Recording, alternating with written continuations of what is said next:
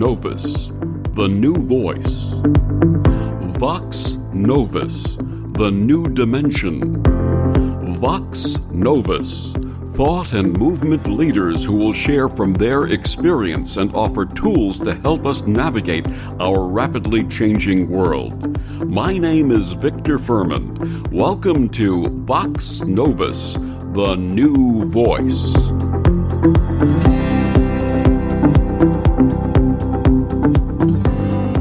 If you had the opportunity to speak with famous and historical figures of the past, what questions would you ask them about their lives, experiences, and their advice for those of us living in the 21st century?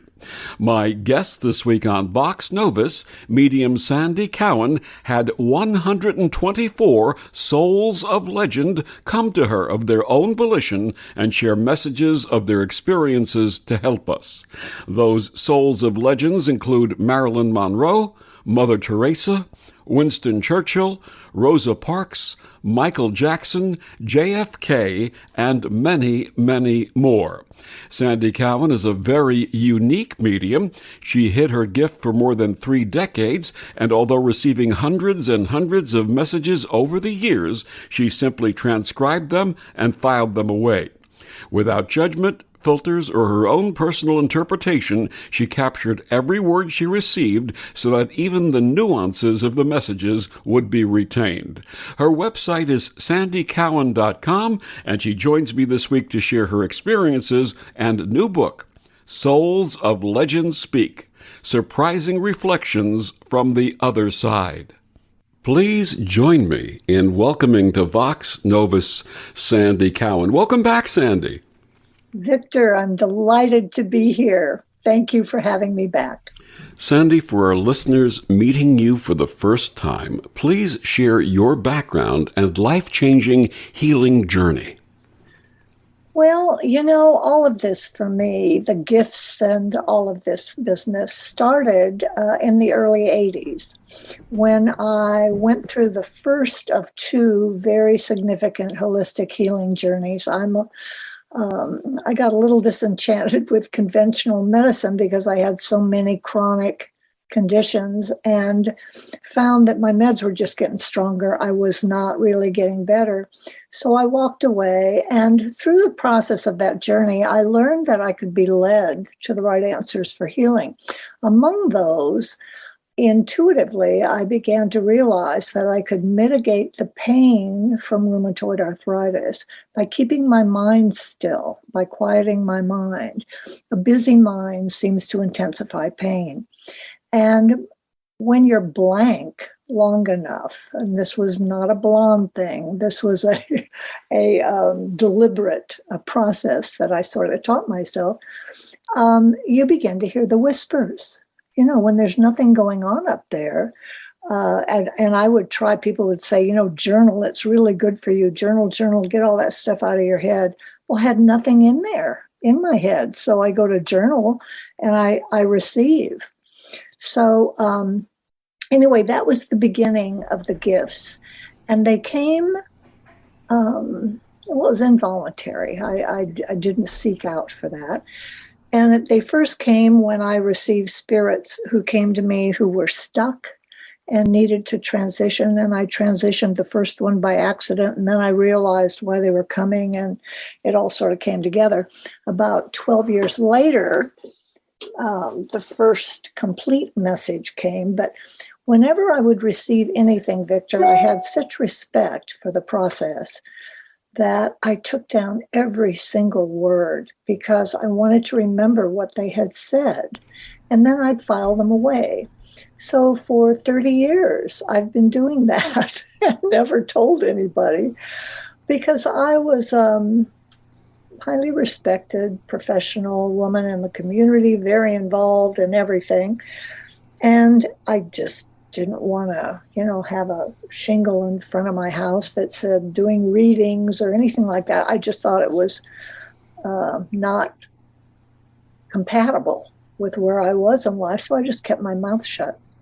Well, when my son John died in 2018, I sort of was drug out of the closet because instantly, John happened to be living with me at the time, and I found him early in the morning, about 8:30, when he would have normally been out the door and wasn't. And what had happened, my son had been clean and sober for 5 years, had had previous addiction, well, I guess for a number of years had addiction issues, but had gone out the night before and tried to buy oxycodone or some pill, opioid pill, on the street, obviously got something laced with fentanyl, and it killed him instantly. So when I found John, the police were in the corner, or medical examiner were in doing their thing. I was in the other room, and I actually heard him transition. I didn't think at the time, oh my golly, I'm in touch with my son. I thought, I have to help him.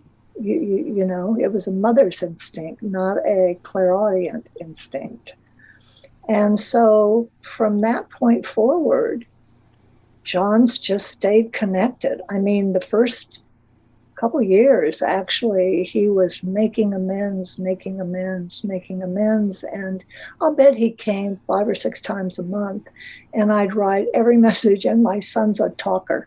So my hand would just, feel like it was going to drop off after 7 or 8 pages. And, but it was glorious. And now it's a lot less frequent, maybe once or twice a month.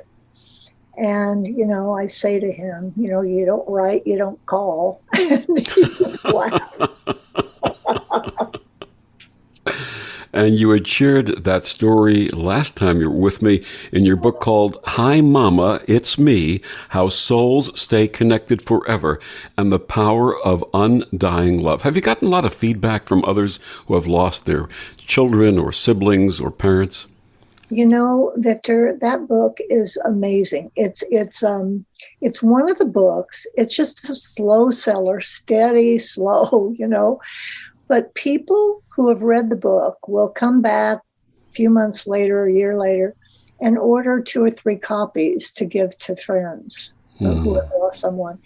And in a couple instances, that book has been transformational for people who have recognized, oh my golly, I think this is real, and it's maybe cracked the door open to the possibility that our loved ones really aren't that far away.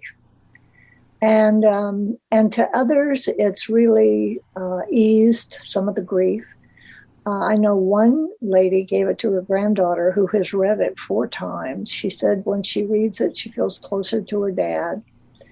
And she's a woman in her 30s, so she's not a kid, but I think the possibility comes through in that book. It's a book about love, really. With so many having lost loved ones over the last 2 years during the pandemic and for other reasons, what message of hope would you share with them?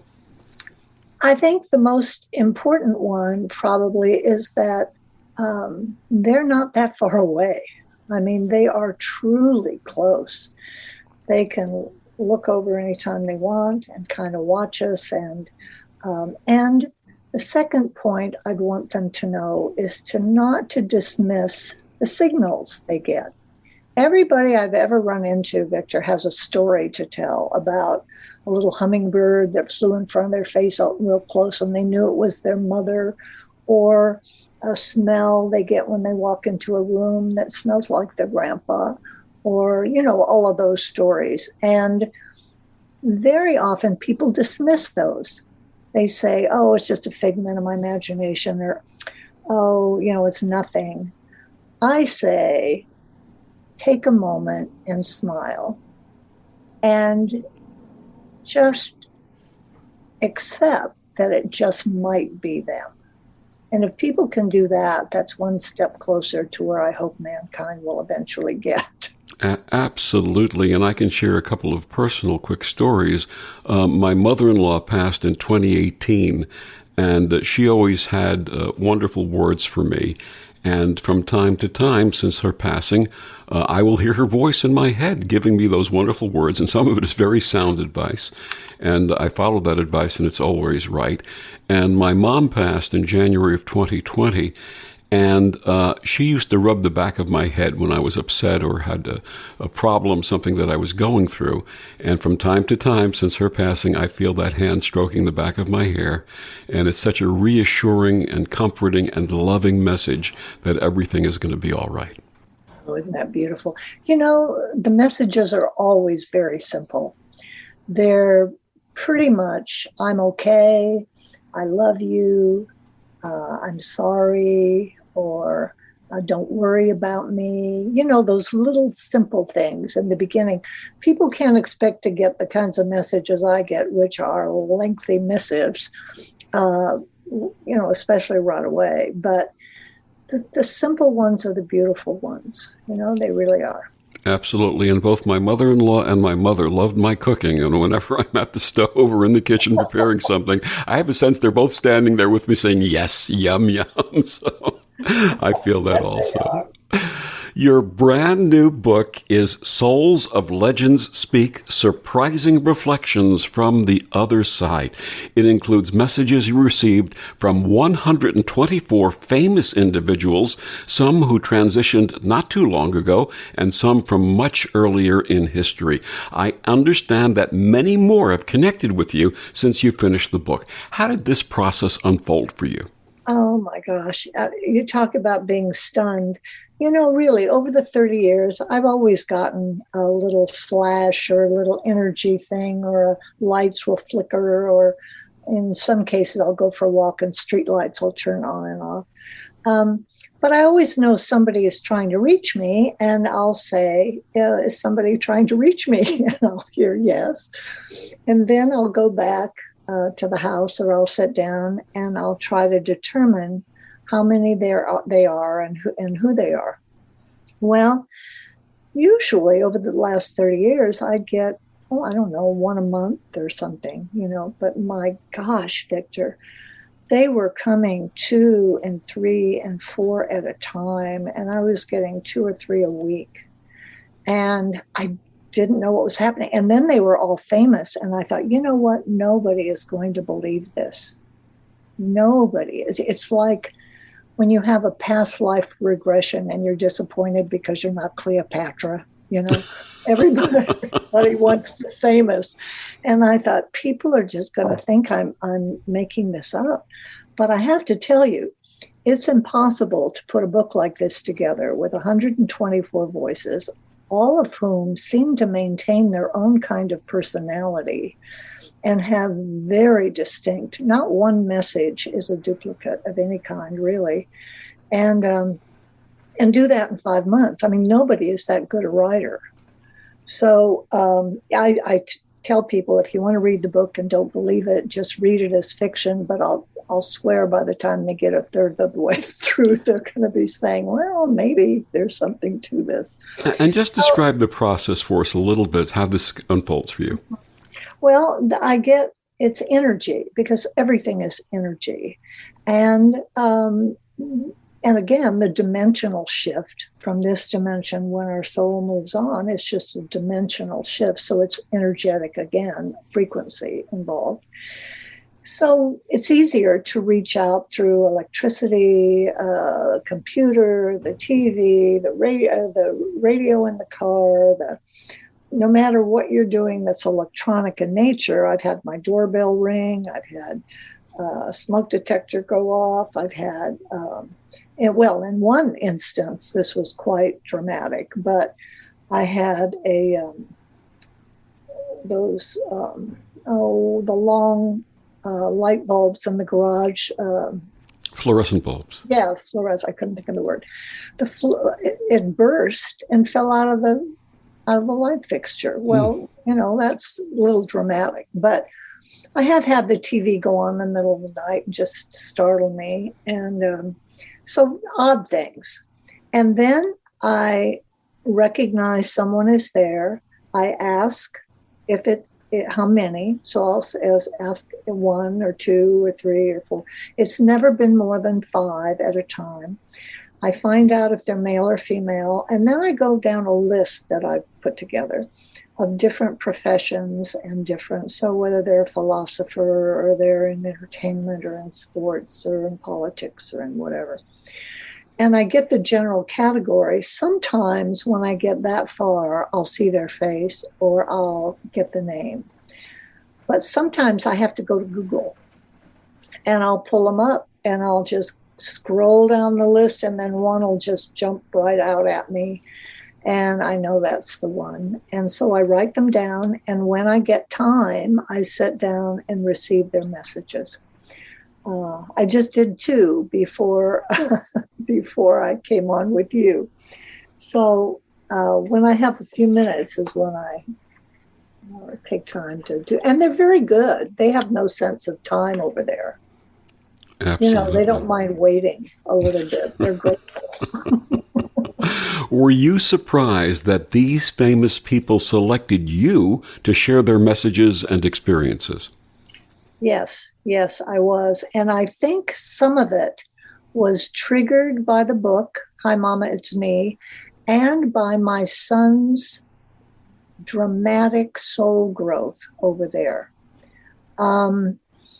In the first chapter of this book, Paul Harvey and Lee Iacocca sort of explained for me why they came, why the famous ones came, and why this benefits them.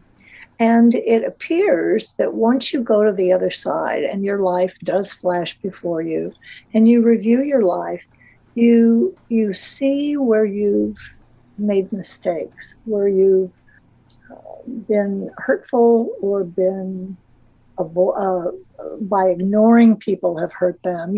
Action or inaction can cause hurt and pain. And so they see those things and then they realize what they did wrong and they feel remorse and they realize they need to correct, but they feel the pain the other person felt. So that's the, I guess if you'd say punishment, that would be it, because you become aware at a very deep emotional level of the hurt you caused. So John, because he was connecting with me in this life, in that life, you can see it, become aware of it, and feel bad about it, but you can't fix it. You can't fix it. There's no method to fix it. So you have to repeat, recycle, reincarnate, whatever you'd like to call it, come back to experience again to learn the lessons that you need to learn to perfect the things you're imperfect in. And John, because he was connecting with somebody on this side, sharing information, making amends, healing his soul, his little soul energy really got more refined in the process of connecting with me over a 2-year period. And I think people saw that and realized that I was getting the message. I was faithfully jotting them down. I don't know. They all started coming. So he was your recruiter. I think he was. And I'll tell you, I know that's true because the last couple years, John has said to me, Mom, he said, in the beginning, I kind of encouraged this, but now I'm more like a traffic cop. I'm kind of saying, take a number. That's funny. And you had mentioned Paul Harvey. For listeners who were not aware, Paul Harvey was a very famous broadcaster for many, many years. And he used to do a thing called the rest of the story, where he'd take a snippet out of history or something that happened in the world, and he'd give you the add-on, the little taste that you didn't get from the initial story, the rest of the story. So I guess what they're doing is they're giving you the rest of the story. Absolutely. And he's the first message in my book because he pretty much explains how there's always a reckoning, what the process looks like, and why this benefits them also, because they can help once again. They can give us information that might be beneficial. In some instances, they can make amends on a broader scale. So it's very healing for souls who have passed also. And as the first soul of legend in the book, what was his message? Well, his was explaining, but he wasn't the first one who came to me. Oh, who was the first one? The first one who came to me was Henry Ford. And of course, I think because he wanted to encourage me, he blew a lot of smoke up my skirt, frankly. Oh, excuse me. Yes. He was great. I mean, he complimented me a lot, but he said, you have now in your life amazing potential, Sandy, to rise above all the silliness that surrounds you, friends who need your energy and contribute little, time wasters and incompetents. You need to recommit to this venture with all that you have and all that you know. And then at the end, he went on to remind me his basic message was, don't compromise. That was his big message. He said, you have high standards. I have come to reinforce to you how important it is not to compromise those. Stick to your guns. Then he went in to blow a little more smoke. And he said, this is really nice, so I have to read this, even though it's flattering. He said, take a breath, rest a bit. You're one in a million, and I don't think you can see that. Why in the world would I mess around with a peon? You're the real deal, so stay strong, take care of you, and the message from me is don't compromise. Wow. I guess Ford had a better idea, huh? That's very good. Very good. I'm a child of the 50s and 60s, and the commercials that were on in those days are still resonating in my head, and that's where these little taglines come from. So just we're going to talk about some of the specific souls in the next segment. Just give us some of the names so that listeners get an idea as to who you're dealing with there. Yes, in this book, some of the ones that were surprisingly smart were Annie Oakley, F. Scott Fitzgerald, of course, Stonewall Jackson, Harry Truman, Linus Pauling, Karen Carpenter, Mother Teresa, Napoleon Hill, Phyllis Diller, Gloria Vanderbilt, Houdini, Frank Sinatra, Carl Jung, Coco Chanel, Pat Tillman, Red Fox, Plato, Prince, Sonia Henney, and nobody will know who she is, probably. I do. Me too.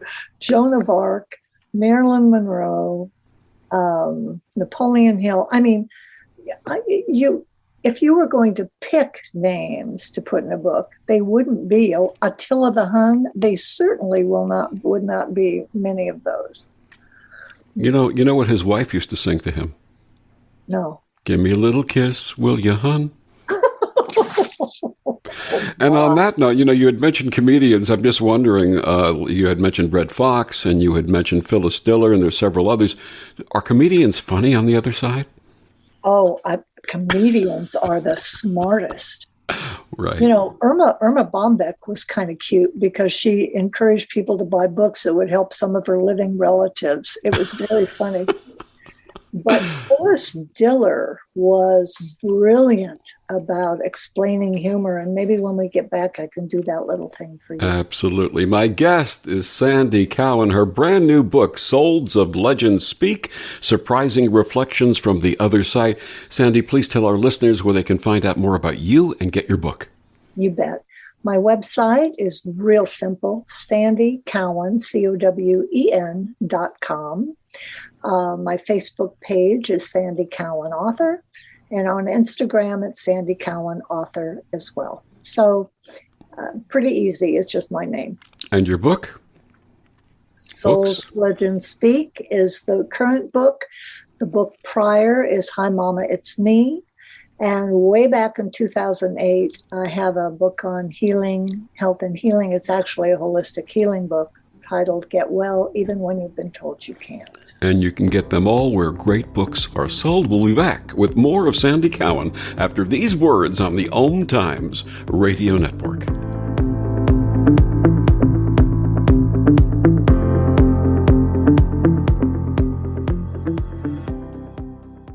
The cutting edge of conscious radio, OMTimes Radio, IOM-FM. OMTimes Magazine is one of the leading online content providers of positivity, wellness, and personal empowerment. A philanthropic organization, Their net proceeds are funneled to support worldwide charity initiatives via Humanity Healing International. Through their commitment to creating community and providing conscious content, they aspire to uplift humanity on a global scale. OMTimes, co-creating a more conscious lifestyle.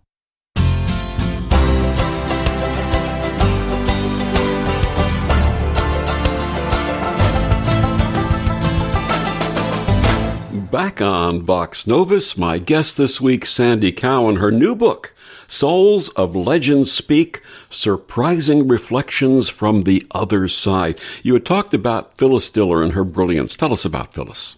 Oh, my gosh. Well, she was one of the most profound thinkers, and you wouldn't think that of her when you imagine that crazy hair and that cigarette holder and that cackle of a laugh. But she said, this is a quote from her, and she said, "The best comedians take from life. Vulgar language is a trick to shock and fill time when the material is weak. People laugh when they're uncomfortable, not because the material is funny, but because they are nervous about it. You see nervous laughter all the time. When Uncle Charlie belches at the table, little Johnny farts, or two kids are caught making out on the porch. Of course, today innocence is somewhat lost. So instead of innocent, nervous laughter, we find belligerence, defiance, and anger as substitutions. We've lost our sense of humor, or rather the innocent core in us that could keep humor alive." Isn't that? That is profound. That is absolutely profound. Yeah. Yeah. For those who are, I'm sorry, go ahead. No, and so many of these messages are, Victor. I mean, even people that you would think, well, I don't care what they say. The messages are just riveting, just extraordinary. For those who are not familiar with Phyllis Diller, those young folks who were born after her fame, her period of fame in comedy, look her up. She was really a fascinating woman. She used to call her husband Fang in her comedy routines. And I just remember laughing hysterically. And you'll hear her laugh, and that laugh is just infectious. It'll make you start laughing, too. You had mentioned that Henry Ford was the first soul of legend that connected with you. Who was the last soul of legend in the book that you connected with, and what was their particular closing message? Well, the messages weren't put into the book in a linear fashion. They didn't start from the first to the last. I put them in according to the topic or the content, general content of the message. So the last message to me was not the last message in the book. But the last message to me was from Senator John Warner. And, I thought, gosh, nobody cares what he thinks. But I always get these little flashes in my head right before I start writing. And then the messages come. And when I go back and read them, I think, oh, my gosh, of course. So he came, and it was very cute. He said something about keeping my readers entertained. He was once married to Marilyn Monroe. And he wanted to explain to people how he got her. A boring senator from Virginia, United States senator. How in the world would you get Marilyn Monroe? And he explained that he was a real solid guy. He was real grounded, real stable. He had a beautiful ranch in Virginia. He had horses. She loved horses. And he was a stabilizing factor for her. And I think that's why even after the divorce, he said, they remained friends. Absolutely. So, I think that's a good message, too, that if relationships don't work out, friendship should never end. That's exactly right. And they had enough in their marriage of that stuff that solidifies a relationship that they were able to stay friends. And I think that's great. There was a sitcom that ran from 2016 to 2020 called The Good Place, and the inference was that the good place was akin to heaven rather than the bad place akin to, that other place. What did your souls of legend share with you about the nature of their place? Well, surprisingly, there are two heavens. Really? Yeah. the traditional heaven that you would picture, that's joy-filled and peaceful and radiant and filled with light and love. And, it's just all that you would expect. But each of us gets a second heaven. And it's a place we can go to as often as we want. And it's some place that gives us, again, our passion in life. So for some of the people who came, their passion was nature or gardening or flowers or like that.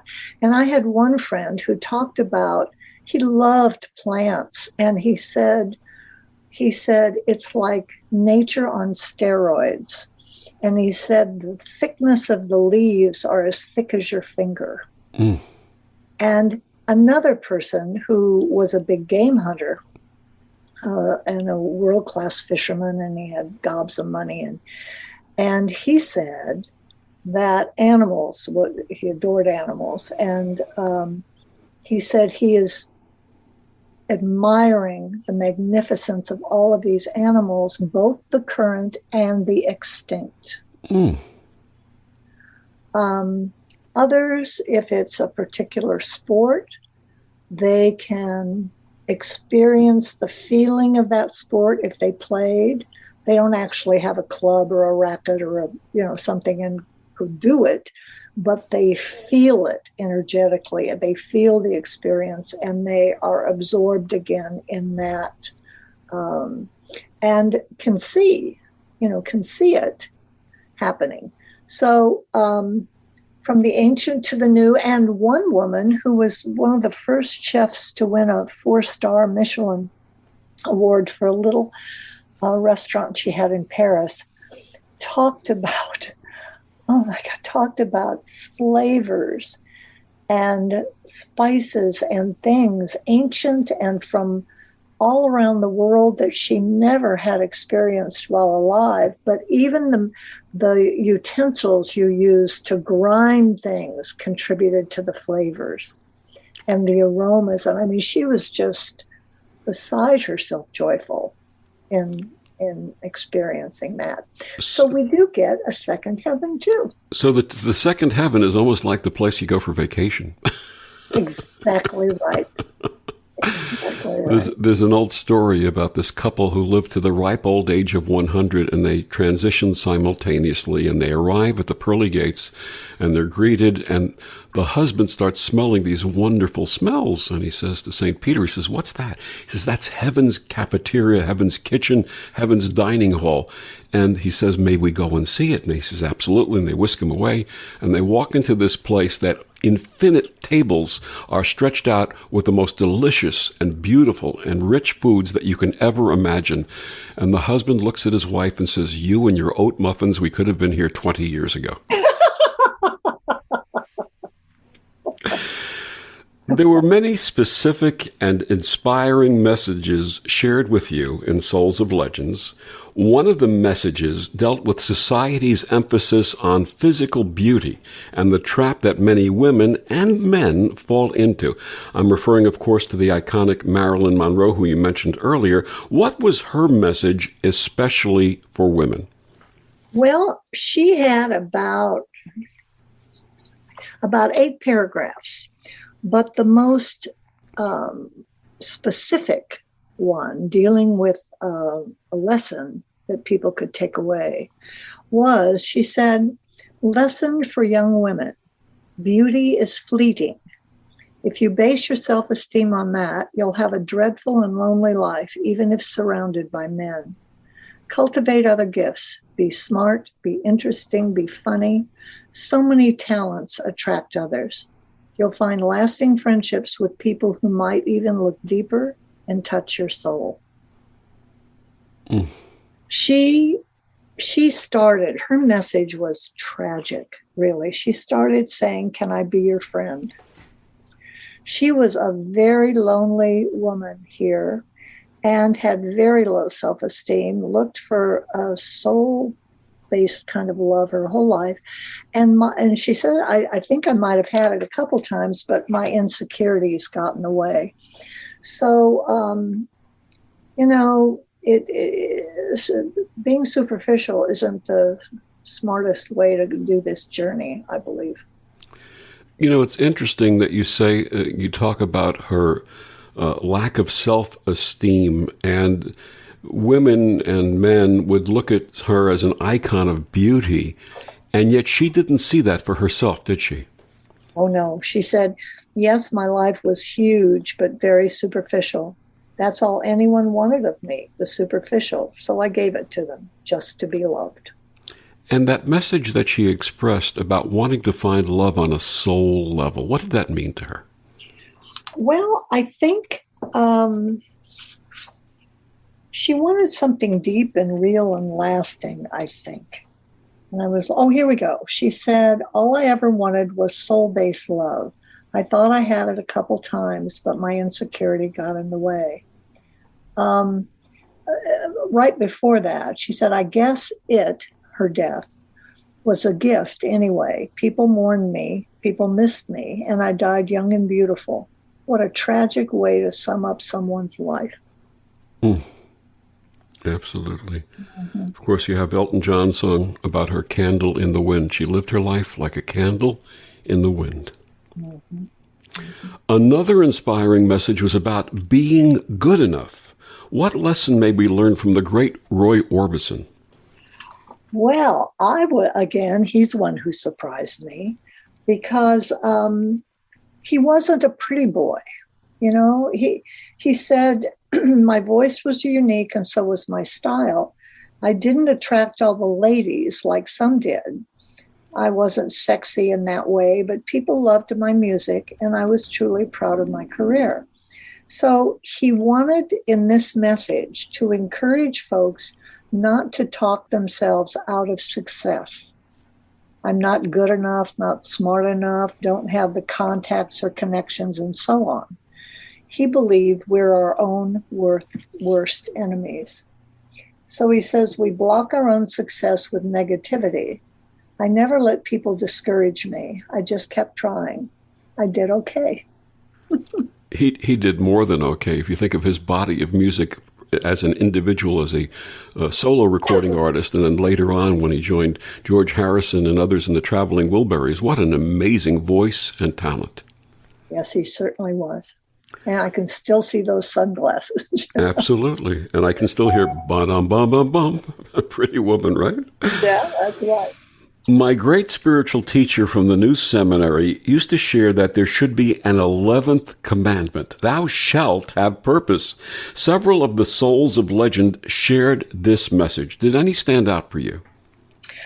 It's really funny because when they talked about purpose, some felt they had a purpose. Some thought their legacy was their museum or the grand things they left behind. Others thought it was their body of work.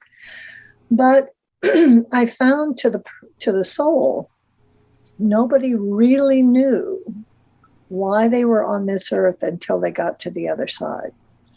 Because most often it was to learn something. And they didn't know what the lesson was until it was in reflection. So I say to people, if in doubt, if you don't really know, work on mastering the love emotions. Because that's all the soul's yearning is for anyway. When we look at our lives in reflection and we go, ooh, gosh, I'm not very good at that. Man, I've got to go back and perfect this. It's always they're perfecting empathy, honor, compassion, gratitude. All of the inner, beautiful, love-based emotions are the things they don't get right because the soul wants to be totally pure like God, and God is all love. So if you are living in fear-based emotions or having all that get in the way, you're not doing a good job on the other ones. So when in doubt, fallback position is love, unconditional love, hopefully. And to just try to connect with people by recognizing the divine spark in them, because that's how we were all created. And if we can just recognize that's that there, instantly love them, then we can worry about if we like them or we want to hang out with them, or all of that stuff is later. But the instant flash of love is the thing that binds mankind together, and I think keeps the world at peace. So that's I would share that each of us have a specific purpose that we may not even think of as a purpose, because it's so natural and it's so fundamental in terms of all relationships, and that's just being kind to one another. Oh, absolutely. And to use the gifts that we were given toward that purpose. So if you were given the gift of humor, you use it to make other people happy. If you were given the gift of being a good listener, you do that to help your fellow man. Do you see what I'm saying? It's always in service. You use the gift in service. And sometimes, like I will tell you one soul who came only recently, so she'll be in this next book, but that was Princess Diana. And I have to tell you, she shared the purpose for her life and the purpose for her death, and both had a reason to happen. It's always for good. My guest this week is Sandy Cowen. Her new book, Souls of Legends Speak, Surprising Reflections from the Other Side. We'll be back with more of Sandy after these words on the OMTimes Radio Network.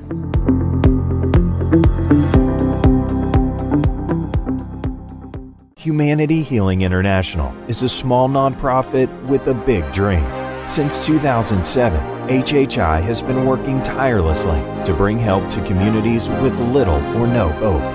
Our projects are not broad mandates, nor are they overnight solutions, but they bring the reassurance that no one is alone and that someone cares. To learn more, please visit humanityhealing.org. Humanity Healing is where your heart is.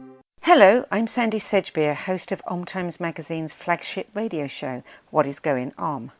My passion is sifting through information, research, and innovations from new thought teachers, speakers, and researchers, pushing back the boundaries of what we know about life, energy, metaphysics, and the universe.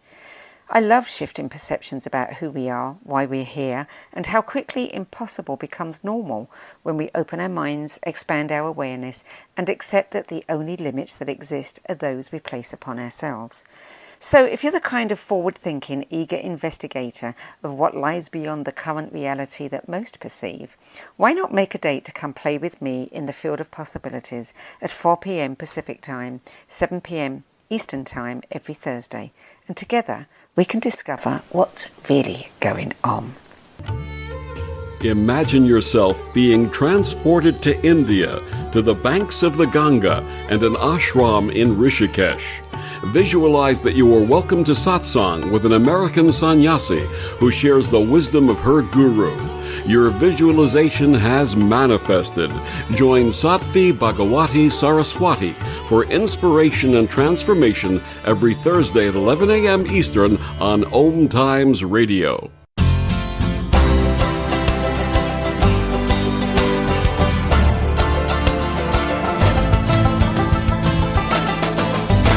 Back on Vox Novus, my guest this week is Sandy Cowen. We're talking about her new book, Souls of Legends Speak, Surprising Reflections from the Other Side. In the last segment, you had mentioned getting a more recent message, which is not in this book, but which will be in the next book, from Princess Diana. Would you share some of that with us? Oh, I will, because her message was so extraordinary, and it teaches us that we really can't make judgments. We can't make absolute judgments in this life about events or about people, because we don't have the perspective and the objectivity to really know the whole story. So the little snippet that we know isn't enough. to form judgment at all. And Diana's message was one of those examples. She said, a little into her message, she said, "Now here, I understand it all, my mission and why I left so abruptly. When our lives are presented before us, those of us who have been around the pole a time or two can easily grasp the full picture. I'll share a bit with readers so they understand that sometimes perceived tragedy really has a purpose, and it is always for some overall good reason. I was innocence, being introduced into a family, albeit a royal family, that was bogged down with rituals, odd history, protected behavior, and little outside accountability as the rest of the world faced. To the world, they were perfect. The magnificence of the crown, the amazing architecture of their residences, the adornments draped over their uniforms or clothing, and the lack of expression on their faces kept us focused on the trappings, the facade. We were never allowed to peek behind the curtain. Everything was orchestrated for the public. In that setting, I was a unique sort, shy, innocent, vulnerable, and that was such a welcome departure for the British people to experience. They rushed to protect and to love me.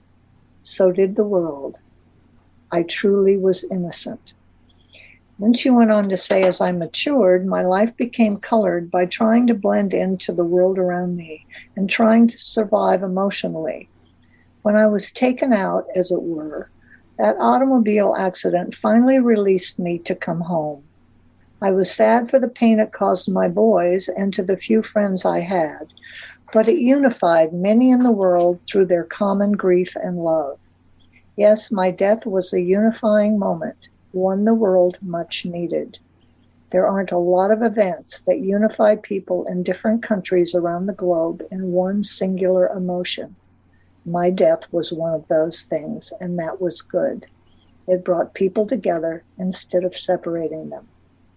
From time to time, as people remember me, their hearts grow fuller, and they long for a time when they could remember loving someone they never knew, when they appreciated innocence and their willingness to want to protect a perfect stranger from the realities of life. So many people wanted to protect me. I'm not sure if any of that makes sense to people today because so many don't remember that event at all. Still, readers of your books and your material may. I hope they will once again fill up with love, compassion, and try for understanding someone they do not know. Pick a person, any person, give them love, sympathize with them, and try to protect them from the evils that exist in life in general. When we all do that, one person at a time, we can heal the world. Diana. Wow. Beautiful. And she makes a very important point that many of us don't see in day-to-day life in this three-dimensional world that we live in. And that's that even in tragedy, there is often purpose. That's right. That's right. How many times have we faced personal tragedies only to realize, as we look down the river of time, that those tragedies actually made us better people? Oh, for sure. You know, the divorce that was so painful, people couldn't even bear it. And then to find it opened the door for 10 years later, the relationship to end all relationships. I mean, people just, you just can't judge in the moment. It's very difficult to do that. Absolutely. One of my personal heroes, physicist Stephen Hawking, shared a message about mastery. What did he tell you? Oh, well, I'll tell you, the last sentence of he basically said, I'm going to paraphrase because I can't flip to it quickly enough in the book. He talked about how we're all given gifts, at least one. And if it doesn't happen to be physical capability, then maybe it's mental. Or if it doesn't happen to be something that you can do in one way, you can do it another. Do you see what I'm saying? They're gifts that offset each other. Absolutely. So he tells everyone to embrace the gifts they have. Don't ever be a victim. And at the very end of the message, he was more profound than I'm being, obviously, but at the end of the message, he said, I am Stephen Hawking, and I was resilient, leaving you with a challenge. Isn't that nice? Yeah, he was a neat one. And, you know, some of them who come, Victor, scare the dickens out of me because I think, oh my gosh, am I going to get this right? He's so smart. And he was one, Alfred Einstein was one, Aristotle and a couple of them were like that. And like they'd say, well, Pythagoras basically said, oh goodness, don't worry, this isn't going to be about math and science. This is going to be about life. Well, did any of the messages you received surprise you? Oh, many.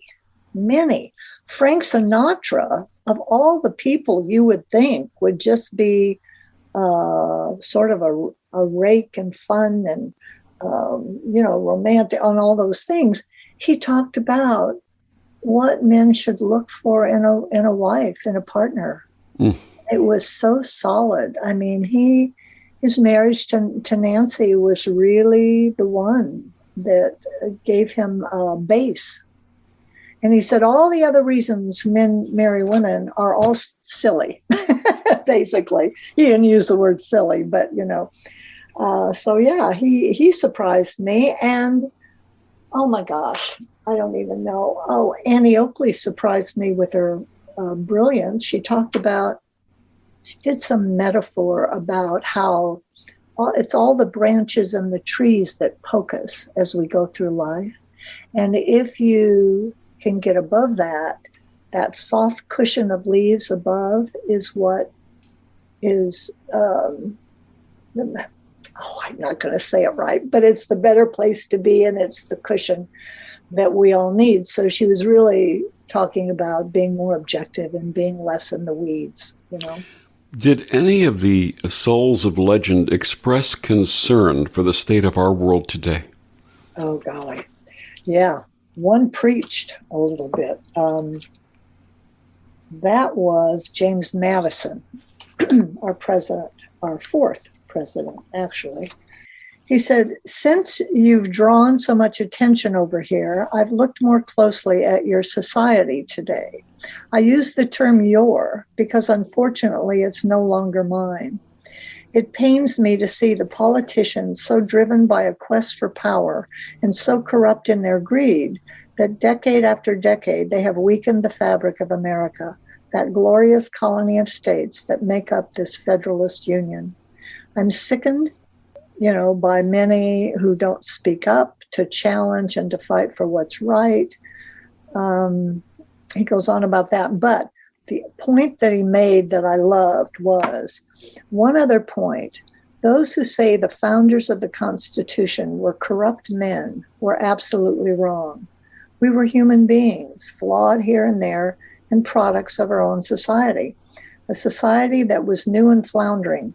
A baby cannot be judged by the same standards as one would place on a 40-year-old adult.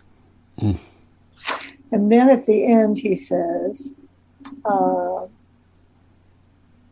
he thought it would be interesting to see how some of the people who are judging them are judged 200 years from now. Wow.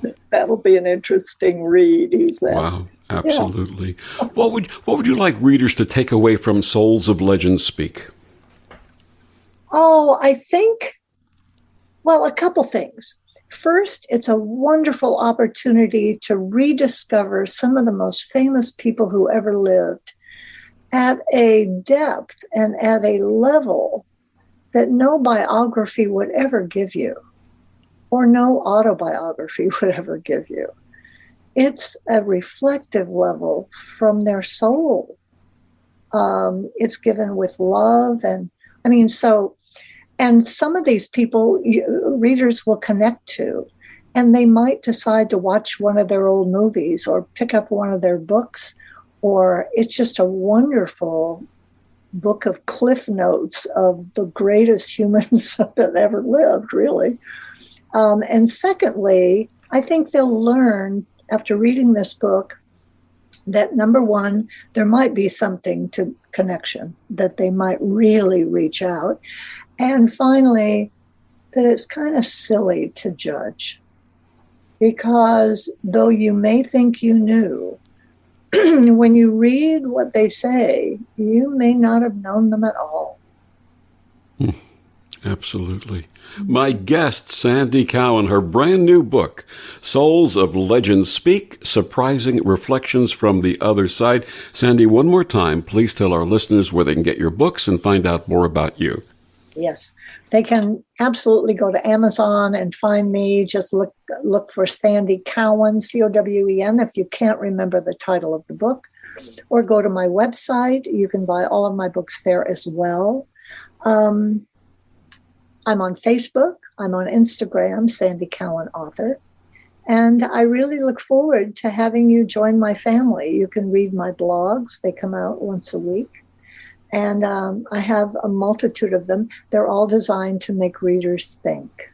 So. Absolutely. And that's what we need to do. We all need to think. Sandy, thank you so much for coming back on Vox Novus. And I look forward when Souls of Legends 2 comes out to have you back. Oh, I'd love that. Thank you, Victor. And thank you for joining us on Vox Novus. I'm Victor, the Voice Fuhrman. Have a wonderful week.